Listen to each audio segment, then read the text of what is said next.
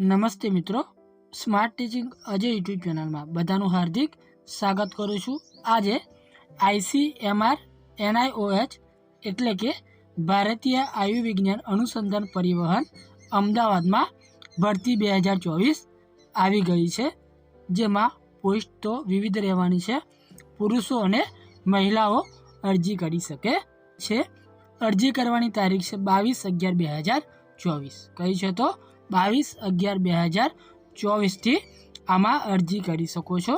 આમાં પગાર ધોરણ, વય મર્યાદા, શૈક્ષણિક લાયકાત શું રહેવાની છે એની સંપૂર્ણ માહિતી આપણે આ વિડીયોમાં જોવાના છીએ। જો તમે આ ચેનલ પર નવા હોય તો આ ચેનલને સબસ્ક્રાઈબ કરી દેજો અને વિડીયોના અંત સુધી જોડાઈ રહેવાનું છે। તો વિડીયોની શરૂઆત કરીએ। ICMR NIOH ભરતી 2024માં જોઈએ તો તાજેતરમાં national institute of occupational health દ્વારા મદદ ટેકનિશિયન અને લેબ અટેન્ડન્ટ પોસ્ટ માટે ભરતીની જાહેરાત કરવામાં આવી છે। આ ભરતી દ્વારા કુલ 27 ખાલી જગ્યાઓ પર ભરતી કરવામાં આવશે। કેટલી તો 27 ખાલી જગ્યાઓ પર ભરતી કરવામાં આવશે, જેમાં ICMR NIOH ભરતી 2024માં તાજેતરમાં national institute of occupational health દ્વારા મદદ ટેકનિશિયન અને લેબ અટેન્ડન્ટ પોસ્ટ માટે ભરતીની જાહેરાત કરવામાં આવી છે। આ ભરતી દ્વારા કુલ 27 ખાલી જગ્યાઓ પર ભરતી કરવામાં આવશે, જેમાં વ્યક્તિગત અધિકારી વેબસાઇટ દ્વારા અરજી કરી શકે છે। જેમાં આ ભરતી વિશે વધુ માહિતી જેમ કે શૈક્ષણિક લાયકાત, વય મર્યાદા, પગાર ધોરણ, મહત્વની તારીખો અને મહત્વની લિંક જાણવા માટે આ લેખને છેલ્લે સુધી જોવાનો રહેશે। આમાં સંસ્થા કઈ રહેવાની છે તો national institute of occupational health એટલે કે ICMR NIOH એ સંસ્થા રહેવાની છે। પોસ્ટનું નામ શું છે તો મદદનીશ, ટેકનિશિયન અને લેબ અટેન્ડન્ટ એ પોસ્ટનું નામ રહેશે।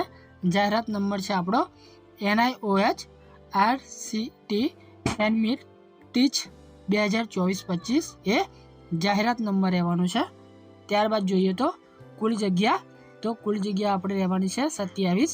અરજી કરવાની છેલ્લી તારીખ છે 11/12/2024। કઈ છે 11/12/2024। ત્યાં લગી તમે અરજી કરી શકો છો। જોબ સ્થાન કયું રહેવાનું છે તો અમદાવાદ, આપણું ગુજરાતમાં અમદાવાદમાં જોબ સ્થાન રહેવાનું છે। એપ્લિકેશન મોડ શું છે તો તમે ઓનલાઈન અરજી કરી શકો છો। ઓનલાઈન ક્યાં કરવાનું છે તો સત્તાવાર વેબસાઇટ છે આપણી, ત્યાંથી તમે ઓનલાઈન અરજી કરી શકો છો, બરાબર, ત્યાંથી તમે ઓનલાઈન અરજી કરી શકો છો। ત્યારબાદ જોઈએ તો મદદનીશની જે જગ્યા છે ત્યાં જોઈએ તો કુલ જગ્યા આ ભરતી દ્વારા મદદનીશની 2 જગ્યાઓ ભરવામાં આવશે, જેમાં પગાર ધોરણ રહેવાનો છે મદદનીશની પોસ્ટ માટે ઉમેદવારને 35,400 થી 1,12,400 સુધી પગાર ચૂકવવામાં આવશે। જેમાં શૈક્ષણિક લાયકાત છે આ પોસ્ટ માટે ઉમેદવારે કોમ્પ્યુટર જ્ઞાન સાથે કોઈપણ નોંધણીમાં સ્નાતકની ડિગ્રી પ્રાપ્ત કરેલી હોવી જોઈએ। જો તમે આ લાયકાત ધરાવતા હોય તો મદદનીશની પોસ્ટ માટે અરજી કરી શકો છો।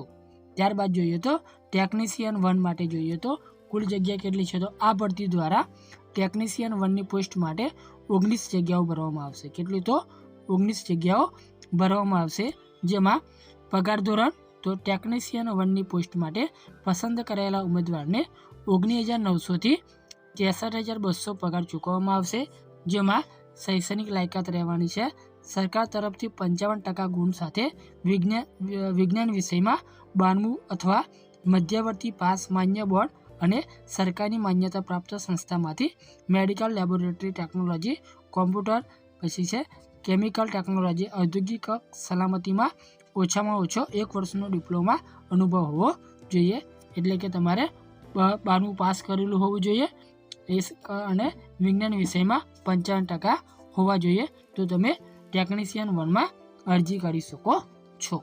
ત્યારબાદ જોઈએ તો લેબ અટેન્ડન્ટ કુલ જગ્યા લેબ અટેન્ડન્ટની પોસ્ટ માટે 6 ઉમેદવાર પસંદ કરવામાં આવશે।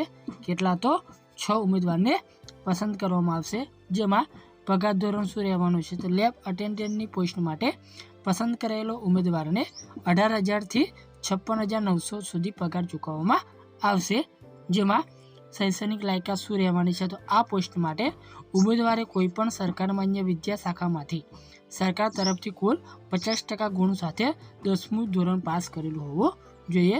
જો તમે 10માં 50 ગુણ મેળવેલા હોય તો તમે લેબ અટેન્ડન્ટની જે પોસ્ટ છે તેમાં અરજી કરી શકો છો.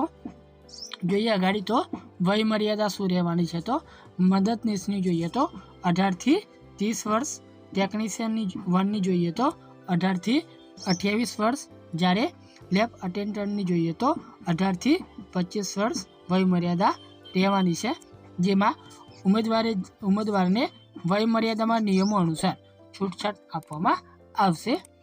ત્યારબાદ જોઈએ તો મહત્ત્વની તારીખો, જેમાં સૂચના તારીખ છે આપણી 19 નવેમ્બર 2024. ફોર્મ શરૂ થયાની તારીખ છે આપણી 22 નવેમ્બર 2024થી તમે ઓનલાઈન ફોર્મ ભરી શકો છો. ફોર્મ ભરવાની છેલ્લી તારીખ છે 11 ડિસેમ્બર 2024.